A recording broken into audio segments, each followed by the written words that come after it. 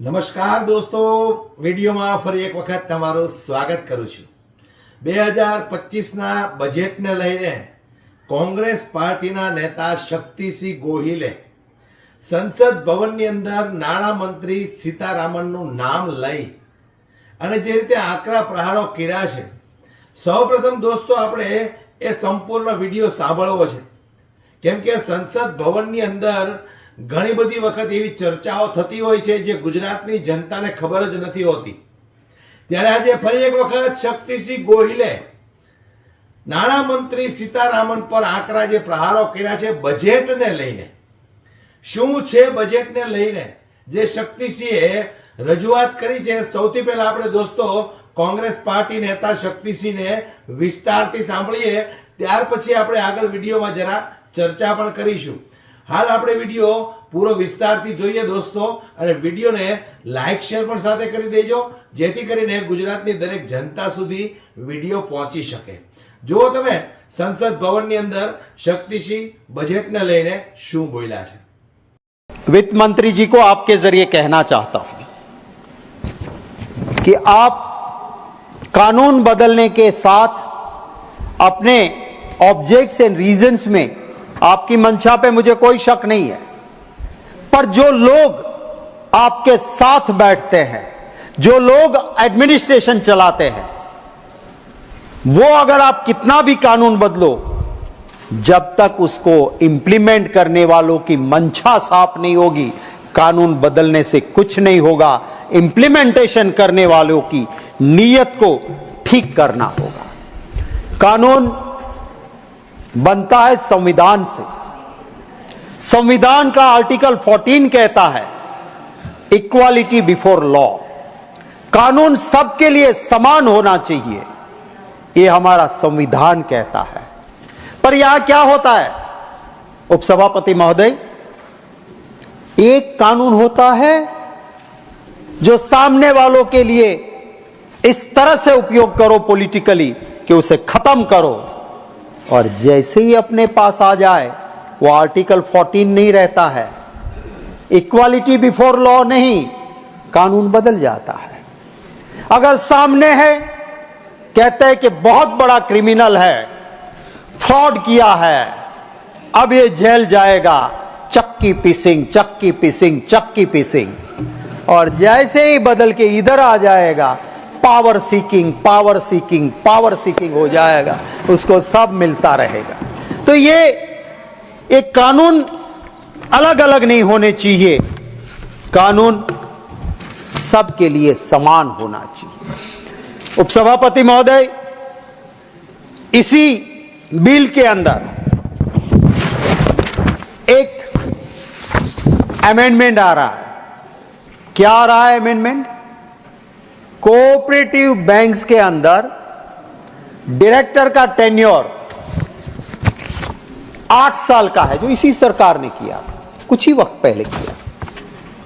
Political अपनी power बचाने के लिए पॉलिटिकल इक्वेशन के साथ कानून के साथ खिलवाड़ नहीं करनी चाहिए।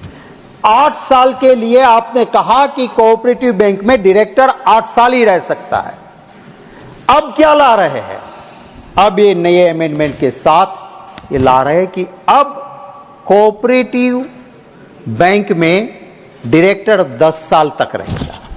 जब आपने 8 साल का कानून बनाया था, उसी वक्त गुजरात में Panchsheel marketing cooperative bank limited, sir, वहां के जागृत नागरिकों ने रिजर्व बैंक ऑफ इंडिया को लिखा कि बैंकिंग लॉ कहता है कि 8 साल से ज्यादा डायरेक्टर नहीं रह सकता है।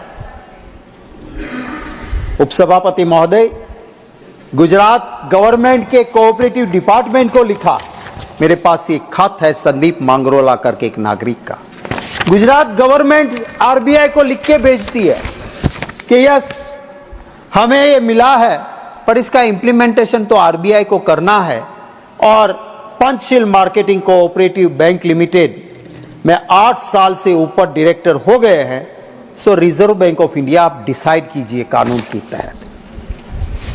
रिजर्व बैंक ऑफ इंडिया ने डिसाइड नहीं किया। इसने बार बार लिखा कि मैं ऐसे बहुत सारे कोऑपरेटिव्स के, शुगर के सारे डायरेक्टर 8 साल पार कर गए, मैं डिटेल दे रहा हूं, मुझे टाइम दो। एक मेंबर पार्लियामेंट के तौर पे जब मुझे उन्होंने भेजा, मैंने आरबीआई को लिख के भेजा कि इसको मिलिए तो सही, आप एक कानून के खिलाफ काम हो रहा है, एक नागरिक अपनी बात रख रहा है, आप उसे मिलने का टाइम नहीं देते, आप जवाब नहीं देते। दुख है कि आरबीआई ने एक मेंबर पार्लियामेंट को भी जवाब नहीं दिया। क्या है रिजर्व बैंक ऑफ इंडिया के ऊपर वित्त मंत्री जी आप कुछ कहेंगे या नहीं? आज ये पार्टी पावर में है, कल ये है।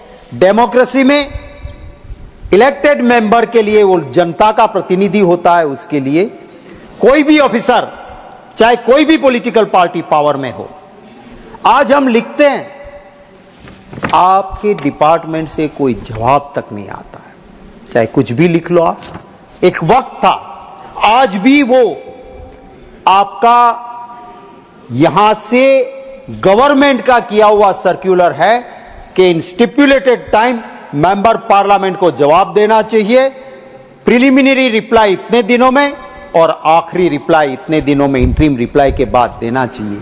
और फाइनेंस डिपार्टमेंट या रिजर्व बैंक ऑफ इंडिया बिल्कुल किसी को गिने ही नहीं। मैं मानता हूं कि इसके लिए जरूर वित्त मंत्री जी अपना डिपार्टमेंट को ठीक करेगी। मैं जो यहां पे कह रहे हैं कि किसी भी बैंक में 8 साल से ज्यादा डायरेक्टर नहीं रहना चाहिए, अब अमेंडमेंट आ रहा है 10 साल।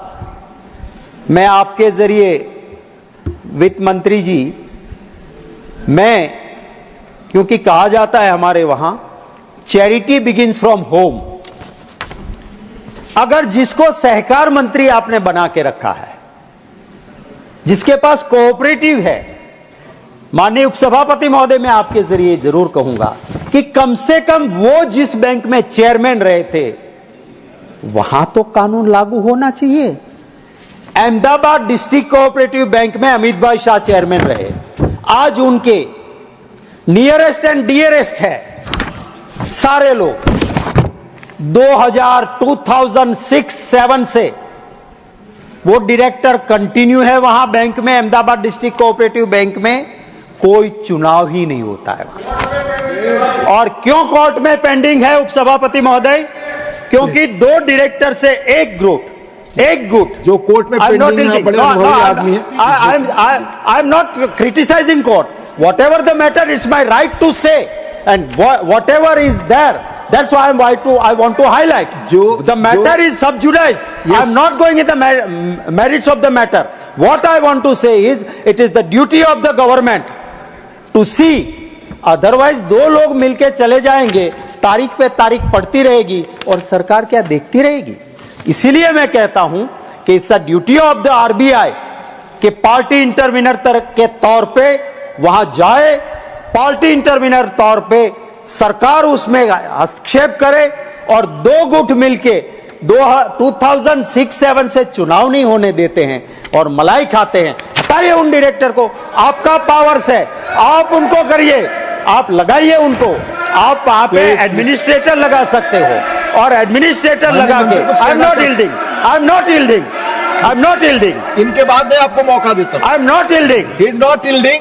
इनके बाद में आपको मौका देता हूं, बोले। तो मैं ये कहना चाहता हूं निकालना चाहिए कि ये जिस तरह से चल रहा है उसमें ये जरूरत है कि वहां पे एडमिनिस्ट्रेटर लगाया जाए और ऐसे डायरेक्टर्स को हटाया जाए जो आपके कानून के खिलाफ 2006-2007 से अप टू 2024 बैठे हैं। आप उसको हटा के वहां लगा दीजिए एडमिनिस्ट्रेटर, नया चुनाव करा लीजिए, फिर शेयर होल्डर चुनेंगे, जो लोग आए वो काम करे। आई एम नॉट अगेंस्ट। डेमोक्रेसी में अगर हम हारते हैं, हार स्वीकार करते हैं, जीतते हैं, काम करते हैं, पर चुनाव ही ना होने दो, एक किस तरह का है। और वो भी वहां जहां पे सहकार मंत्री खुद चेयरमैन रहे हो, आज वही सरकार में हो यहां और वहां पे हो रहा है। इसलिए मुझे थोड़ा, किसी को अगर बुरा लगे, किसी को अच्छा लगे ये कहने की जरूरत मेरी नहीं है। मेरी तो जो सच बात है वो करने की मेरी आदत है। फिर सच किसी को अच्छा भी ना लगे तो उनको मुबारक। मैं ये कहना चाहता हूं उपसभापति महोदय कि ये सरकार ने, मैं fanindia.net पे पूरा डिटेल के साथ जो हकीकत दी थी उसके मुताबिक 50 विलफुल डिफॉल्टर 50 उनके इस सरकार ने 87,000 करोड़ माफ करे 2020-24 तक। इसमें कौन है? मेहुल चौकसी, ऋषि अग्रवाल जैसे लोग भी इसके अंदर हैं। मुझे ये हमारे देश को लूट के बाहर जाने वाले लोग, आप उनका कर्जा माफ करते हो। आप वो गरीब किसान, छोटे दुकानदार के वहां तो ऑक्शन करने पहुंच जाते हो और यहां पे उनका आपने माफ किया। सर, आपके जरिए मैं इस गृह में कहना चाहता हूं, मेहुल चौकसी लूट के हमारे देश को बाहर भाग गया, उसको रोक सकते थे। मेरे हाथ में ये एक एफिडेविट है,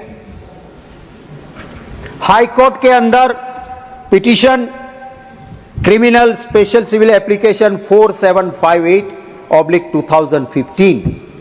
सर, ये पिटीशन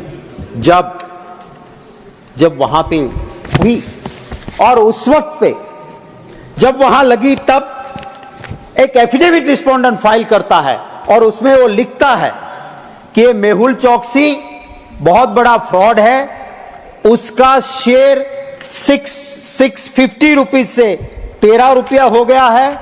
इसने सिर्फ बैंकों को नहीं, गरीब लोगों से 14% इंटरेस्ट देने के नाम पे, गोल्ड बार के नाम पे पैसे लिए हैं देश की जनता के। एक सेकंड दे दीजिए, एक सेकंड दे दीजिए, धन्यवाद। और 1 मिनट में मैं खत्म करता हूं।